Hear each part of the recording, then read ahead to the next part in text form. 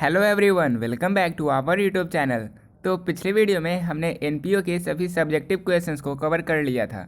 आज के इस वीडियो में हम एक नए चैप्टर पार्टनरशिप फंडामेंटल के सभी सब्जेक्टिव क्वेश्चन जो अब तक के बिहार बोर्ड के एग्जाम में पूछे गए हैं को देखने वाले हैं। तो चलिए वीडियो को शुरू करते हैं। क्वेश्चन नंबर फर्स्ट है, what is partnership firm, state the character of partnership firm. तो साझेदारी फर्म क्या होती है और हमें इसकी विशेषता बतानी है। ये क्वेश्चन 2020 के लॉन्ग आंसर टाइप के 5 मार्क के क्वेश्चन में पूछा गया था। ठीक है, तो इसका आंसर आपको लगभग 5 से 6 पॉइंट में देना था, तो यहाँ मैंने इसे आंसर कर दिया है। आप इसी को आंसर कर सकते हो अपने एग्जाम में भी। According to Indian partnership act 1932 यानी कि पार्टनरशिप एक्ट 1932 के सेक्शन 4 के तहत पार्टनरशिप एक रिलेशन है टू और मोर पर्सनस का, दो से ज़्यादा पार्टनर्स का जो बिजनेस में इंटर करते हैं इस एग्रीमेंट के साथ कि जितनी भी प्रॉफिट इस बिज़नेस में होने वाले हैं उन सभी को हम एक एग्रीड रेशियो में शेयर करेंगे, एक निश्चित रेशियो में शेयर करेंगे। क्लियर है। अब देखते हैं फीचर्स ऑफ पार्टनरशिप।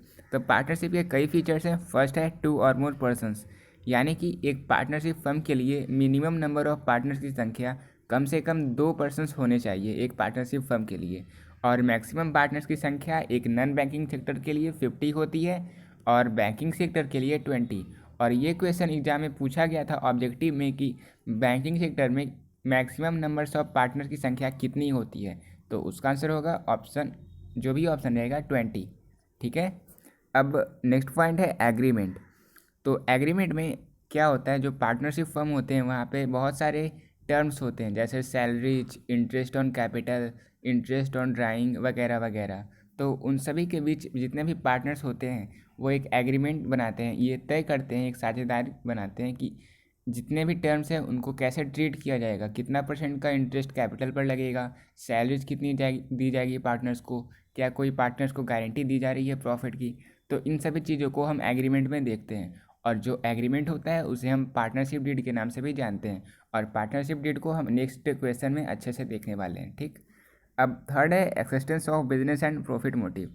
तो जितने भी पार्टनर्स बिजनेस में इंटर करते हैं उनका मेन पर्पज होता है प्रॉफिट अर्न करना, और वो भी एक लीगल तरीके से। ऐसा ना हो कि वही कोई इलीगल काम कर कर प्रॉफिट अर्न कर रहे हो। ठीक है, ये एक बहुत ही इंपॉर्टेंट फीचर्स है, और बिजनेस जो भी है वो लीगल तरीके से चलना चाहिए।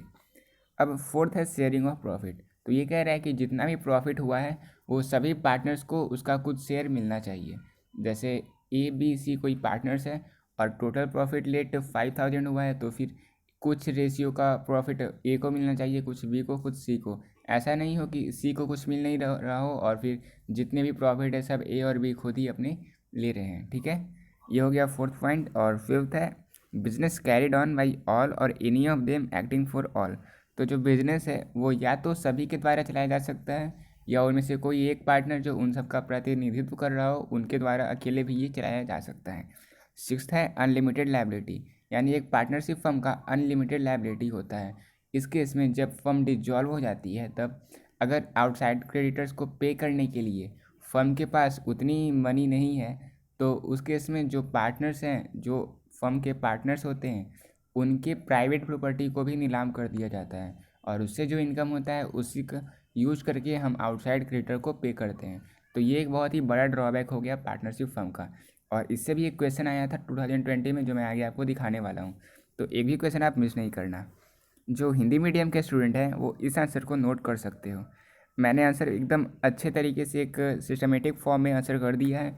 अगर आप यही आंसर एग्जाम में भी करोगे तो आपके 1 मार्क्स भी नहीं कटने वाले। ठीक है, आंसर आपने नोट कर लिया होगा। अब चलिए बढ़ते हैं नेक्स्ट क्वेश्चन की ओर। अब सेकंड क्वेश्चन है, what is the meaning of partnership deed, write the content of partnership deed. तो मैंने आपको पहले ही बताया, जो एग्रीमेंट होता है, जितने भी एग्रीमेंट होती है, सैलरीज, कमीशन, इंटरेस्ट रिलेटेड जितने भी एग्रीमेंट होती है वो या तो रिटन भी हो सकती है या तो ओरल भी। कोई पार्टनर्स चाहे तो उसे रिटन भी रख सकता है या ओरल भी, लेकिन एक सर्टनिटी के लिए, एक प्रूफ के लिए उसे हमें रिटन ही रखना चाहिए, ताकि इनकेस आगे जाकर कोई वाद विवाद हो जाए, पार्टनर्स को ये लगे कि उनका प्रॉफिट रेशियो अलग था, या फिर सैलरी इतनी मिलनी चाहिए थी, या इतना इंटरेस्ट मिलना चाहिए था, तो इसलिए वो एक रिटर्न ही रखना चाहिए। और पार्टनरशिप डीड को हम आर्टिकल्स ऑफ पार्टनरशिप के नाम से भी जानते हैं। क्लियर है। अब यहाँ पर हमें ये देखना है कि पार्टनरशिप डीड में हम क्या किस किस चीज़ को रिकॉर्ड करते हैं। तो यहाँ पे बहुत सारी चीज़ों को हम पार्टनरशिप डीड में रिकॉर्ड करते हैं। इसे आप पॉज करके अच्छे से पढ़ लो, क्योंकि अगर मैं इसे एक एक कर बताने लगूँगा अच्छे तरीके से तो वीडियो ज़्यादा लेंदी हो जाएगा। तो वीडियो को पॉज कर लो और इसे अच्छे से पढ़ लो। हिंदी में मैं आगे दिखाने वाला हूँ। अब तक आपने इसे नोट कर लिया होगा, तो चलिए बढ़ते हैं नेक्स्ट क्वेश्चन की ओर। तो ये हिंदी में है, साझेदारी विलय का अर्थ क्या है। साझेदारी विलय की सामग्री लिखें। यहाँ मैंने आपको अच्छे से ही पहले ही एक्सप्लेन कर दिया है, आप इसे देख के जल्दी से स्क्रीनशॉट ले लो या फिर अपने कॉपी में नोट डाउन कर लो। और यहाँ पर पार्टनरशिप डीड की सामग्री दी हुई है, इसे भी आप अच्छे से आंसर कर देना। यहाँ मैंने क्योंकि फर्स्ट को इधर फिर सेकंड को इस साइड लिखा है ताकि आप इसे एक बार में स्क्रीनशॉट ले सको। आप हमेशा लाइन चेंज करके इसे आंसर करना। क्लियर। अब नेक्स्ट क्वेश्चन है, write 3 importance of partnership deed, यानी साझेदारी विलय के 3 महत्व को हमें बताना है। तो मैंने आपको पहले ही बताया, जो पार्टनरशिप डीड है वो कई सारे वाद विवादों को सुलझाने में मदद करता है। तो यहाँ पर फर्स्ट है, it regulate the right duties and liabilities of partners.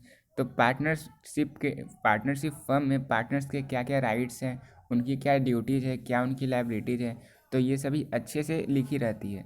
इससे पार्टनर्स को पता रहता है कि उनकी क्या क्या वो कैपेसिटी है, क्या क्या वो कर सकते हैं, कितना वे इंटरफेयर कर सकते हैं पार्टनरशिप फर्म में। सेकंड है, यह साझेदारी के बीच विवादों को आसानी से सुलझाने में मदद करता है। तो ये तो अच्छे से समझ में आ ही रहा है हमें। और थर्ड है, ये साझेदारी के मध्य मतभेदों को दूर करता है। तो अब पार्टनर्स में किसी को ये लगेगा कि अगर कुछ ऐसा था, जैसे इंटरेस्ट 6% नहीं 7% था, तो उस केस में वो पार्टनरशिप डीड की ओर देख सकता है और वहाँ से उसे पता चल जाएगा कि नहीं, ये कितना भी हो, अगर 6% हो तो 6% था या 7% था। तो ये जितने भी मतभेद होते हैं पार्टनर्स के बीच, उन सभी को सॉल्व करने में एक बहुत ही अहम कड़ी माना जाता है पार्टनरशिप डीड। और पार्टनरशिप डीड का एक और नाम क्या है, आर्टिकल्स ऑफ पार्टनरशिप। क्लियर है। अब ये जो क्वेश्चन है, असीमित दायित्व का क्या आशय है, what is meant by unlimited liability, ये भी 2020 के शॉर्ट आंसर यानी 2 मार्क्स के क्वेश्चन में पूछा गया था। और इसको मैंने फर्स्ट क्वेश्चन के लास्ट पॉइंट में बताया भी था। तो यहाँ पर मैंने इसे आंसर कर दिया है। आंसर सेम ही है, बस आपको स्टार्ट में इन अ पार्टनरशिप फर्म कर देना है। फिर वही सेम है कि जो आउटसाइड क्रेडिटर्स को पे नहीं कर पाता पार्टनरशिप फर्म, तो उस केस में वो जितने भी पार्टनर्स होते हैं उनके प्राइवेट प्रॉपर्टी को सेल करके जितना भी इनकम होता है उन सभी से आउटसाइड क्रेडिटर्स को पे करते हैं। तो हिंदी में भी मैंने यहाँ बता दिया है, आप इसे अच्छे से नोट कर सकते हो। अब क्वेश्चन नंबर 5 है, state the rules to be followed in the absence of partnership deed. तो जब पार्टनरशिप डीड कोई साइन नहीं किया जाता है, कोई पार्टनर्स कोई ऐसा समझौता नहीं बनाते हैं, तो उस केस में हम कौन सा रूल हम फॉलो करते हैं, तो उन सभी के बारे में यहाँ पर दिया हुआ है, आप इसे देख सकते हो। फर्स्ट है प्रॉफिट शेयरिंग रेशियो, यानी कि जितने भी प्रॉफिट होती है एक बिजनेस को, उन सभी को वो एक सेम यानी इक्वल रेशियो में पार्टनर्स के बीच शेयर करते हैं। इसमें यहाँ पर इसका कोई फ़र्क नहीं पड़ता कि कौन पार्टनर ने कितना कैपिटल का कंट्रीब्यूशन दिया था। तो फर्स्ट हो गया प्रॉफिट शेयरिंग रेशियो कि जितने भी पार्टनर्स हैं सब इक्वल प्रॉफिट शेयर करते हैं, जैसे 1:1:1 इस तरह से। अब सेकंड है इंटरेस्ट ऑन कैपिटल। तो कैपिटल पर कोई भी किसी प्रकार का भी इंटरेस्ट नहीं दिया जाता है जब पार्टनरशिप डीड एब्सेंस हो, यानी कि पार्टनरशिप डीड के बारे में इसका कोई उल्लेख नहीं हो तो इंटरेस्ट ऑन कैपिटल नहीं दिया जाता है। अब नेक्स्ट है इंटरेस्ट ऑन ड्राइंग। तो ड्राइंग पर भी कोई भी इंटरेस्ट नहीं दिया जाता है जब पार्टनरशिप डीड एब्सेंस हो या फिर उसमें इसका कोई उल्लेख ना हो तो यहाँ हमने देख लिया इंटरेस्ट ऑन ड्राइंग नहीं दिया जाता है और इंटरेस्ट ऑन कैपिटल भी नहीं दिया जाता है। लेकिन जब पार्टनर्स लोन लिया हो तो उस केस में उस पर 6% का इंटरेस्ट लगता है। ठीक है, पार्टनरशिप डीड के एब्सेंस में पार्टनर्स लोन पर 6% का एनुअल चार्ज लगाया जाता है। क्लियर है। अब है fifth, salary to a partner. तो जब पार्टनरशिप डीड एब्सेंस होती है तो उस केस में पार्टनर्स को किसी प्रकार की सैलरी, रेमनरेशन या कमीशन कुछ भी नहीं दिया जाता है। अब जो हिंदी मीडियम के स्टूडेंट हैं वो इसे आंसर कर सकते हो। वीडियो को पॉज करके आप जल्दी से आंसर कर लो। एग्जाम में भी आपको इसी तरह का प्रेजेंटेशन देना है। अब नेक्स्ट क्वेश्चन है, what do you mean by P&L appropriation account. तो P&L एप्रोप्रिएशन अकाउंट हम P&L अकाउंट के बाद प्रिपेयर करते हैं और इस अकाउंट को बनाने का मेन उद्देश्य ये है कि जितनी भी टोटल प्रॉफिट हुई है, जितनी भी नेट प्रॉफिट निकल कर आई है, उन सभी को जितने भी पार्टनर्स हैं उन सभी के बीच शेयर करने के लिए हम P&L एप्रोप्रिएशन अकाउंट्स बनाते हैं।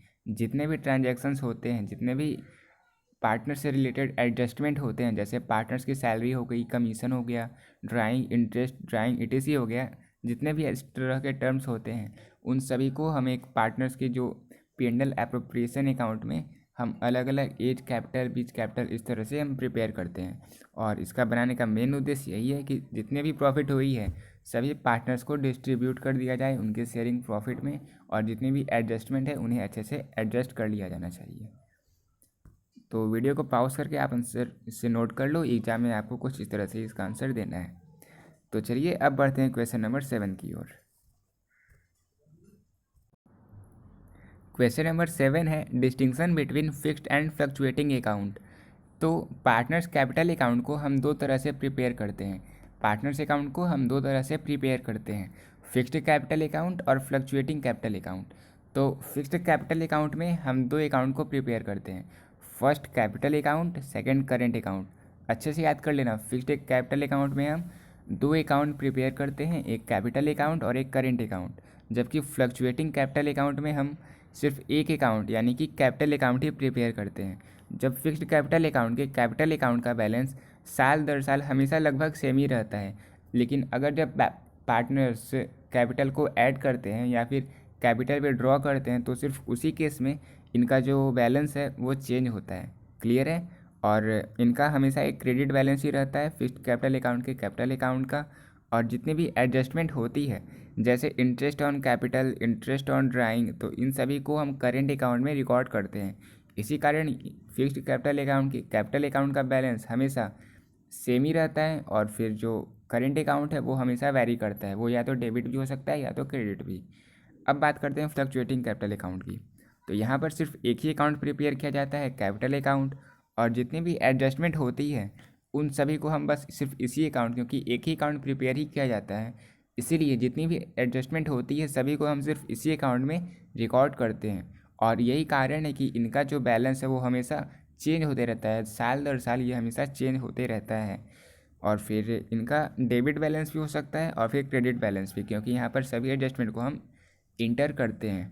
क्लियर है यहाँ तक? अब जो हिंदी मीडियम के स्टूडेंट हैं वो इस आंसर को नोट कर सकते हो, मैंने आपको समझा ही दिया पहले ही, अब इसे आप अच्छे से नोट कर लो। तो अब देखते हैं क्वेश्चन नंबर 8। क्वेश्चन नंबर 8 है distinction between capital account and current account. तो यहाँ हमें जब हम फिक्स्ड कैपिटल अकाउंट को प्रिपेयर करते हैं तो वहाँ जो एक दो अकाउंट प्रिपेयर करते हैं, कैपिटल अकाउंट और करेंट अकाउंट, अब उन दोनों के बीच डिफरेंस को बताना है। तो चलिए अब देखते हैं हम। फर्स्ट है the main objective of fixed capital account is that the fixed amount invested by the partner should remain in the firm. यानी जो फिक्स्ड अमाउंट पार्टनर्स के द्वारा इन्वेस्ट किया गया है उसे फर्म में ही रहना चाहिए, इसलिए कैपिटल अकाउंट को प्रिपेयर करते हैं। जबकि करेंट अकाउंट का मेन ऑब्जेक्टिव ये होता है कि जितनी भी ट्रांजैक्शंस हुई है उन सभी को हम एक अलग सेपरेट अकाउंट यानी कि करेंट अकाउंट में हम लोग रिकॉर्ड करें।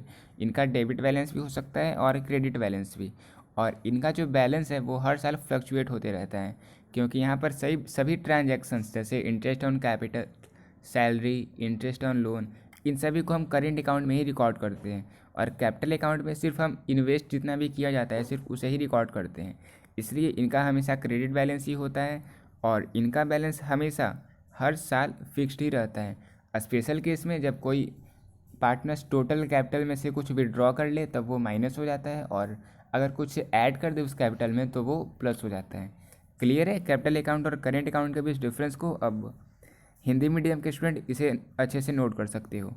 इस खाते में पार्टनर्स कैपिटल अकाउंट में साझेदारों द्वारा लाई गई पूंजी का ही लेखा होता है। जब तक कि कोई साझेदार अतिरिक्त पूंजी ना लगाए या स्थायी रूप से पूंजी ना निकाले तब तक इस खाते का प्रारंभिक एवं अंतिम शेष समान रहता है।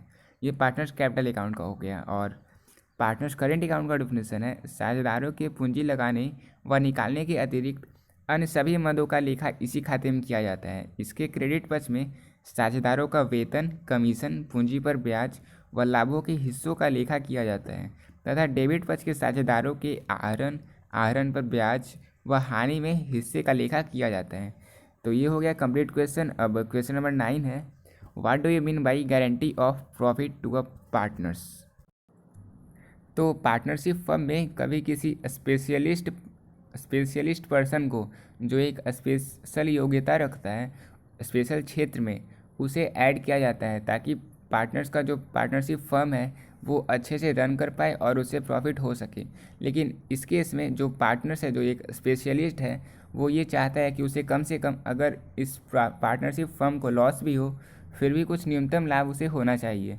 तो इसलिए यहाँ पर जितने भी पार्टनर्स होते हैं या कोई एक पार्टनर्स भाई ये तय कर सकता है कि जो स्पेशलिस्ट पर्सन्स को मैंने ऐड किया है उसे एक न्यूनतम लाभ इतना इतना दिया जाएगा। अगर पार्टनरशिप फर्म लॉस में भी हो, नेक्स्ट ईयर उसको लॉस भी हो जाए, फिर भी उस केस में भी जो एक पार्टनर, जो स्पेशलिस्ट पार्टनर को ऐड किया गया है उसे हमेशा लॉस नहीं होगा, उसे हम इतना मनी कम से कम देंगे ही देंगे।